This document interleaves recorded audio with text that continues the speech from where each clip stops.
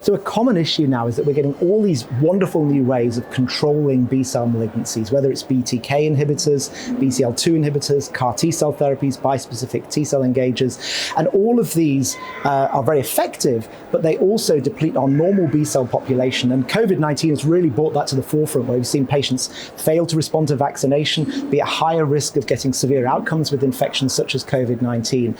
I think it's a key and growing question for us as haematologists to address, where we may well reach the stage fairly soon, if not already, for some diseases such as CLL, where the highest risk might actually be the risk of infection and not the risk of the disease itself.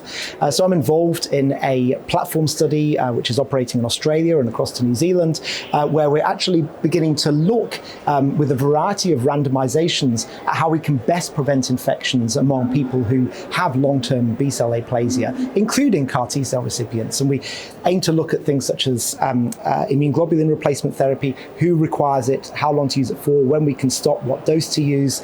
We're looking at antibiotic prophylaxis, and particularly whether this carries other risks such as resistant organism outgrowth. And we're also going to be looking at vaccinations, hopefully with additional randomizations in that platform in the future. So it's a very exciting time, lots of new and emerging questions to answer.